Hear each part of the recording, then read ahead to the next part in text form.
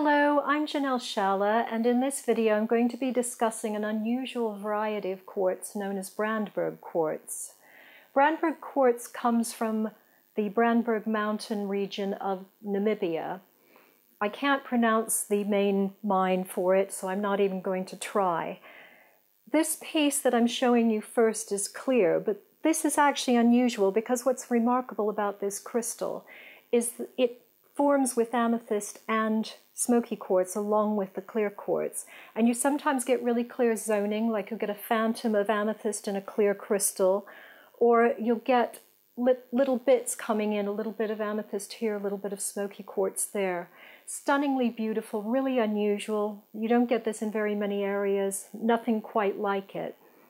You'll notice with the clear one that there's something that looks like it could be damage in the middle of the crystal. This isn't damage, this is actually a water pocket. These crystals form mainly as celestial crystals. I won't go into detail about celestial at the moment because I am going to cover it in another video. But celestial quartz does often form with water pockets in it, and sometimes the water pockets will have little air bubbles or gas bubbles in them trapped, and they'll move around. They're very pretty and very collectible. This piece is starting to go into amethyst. It's got a very, very pale purple color. Again, you've got the water pocket inside. You've got that trapped water. And what I love about these crystals, well, not what I love, I just love these crystals. They're so friendly to work with. They are so happy, gentle, lovely energy. I sometimes hand one to somebody if they're feeling depressed or down. And it's remarkably mood lifting. It works as well as some of the crystals I would normally recommend for antidepressant. This one has more of the amethyst in it, but notice the zoning. You've got a streak of amethyst going down through the center of it. You've got clear on either side. It's not exactly a phantom in this one, but it's very close to it. And again, the water pockets.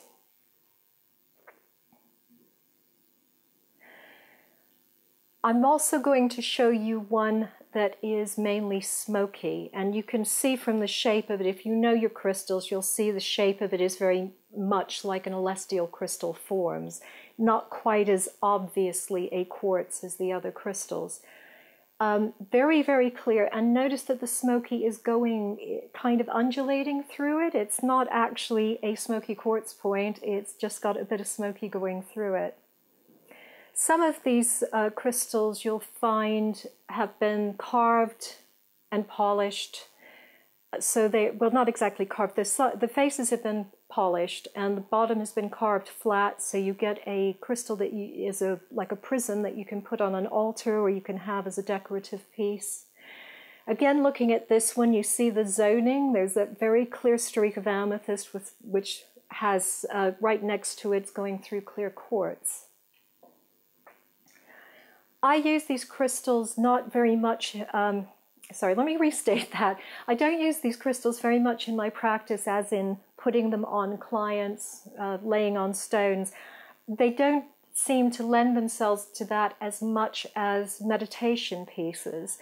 This is one of my own pieces, and I've lent it to the editor to do a close-up of.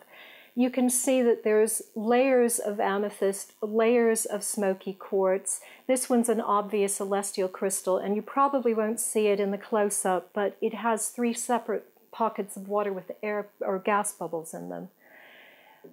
I really love this, as I've already said, but I'm going to show you one last piece, and this is one that doesn't work. I don't find it quite that like gorgeous, lovely, yummy energy that you get from Brandberg quartz most of the time.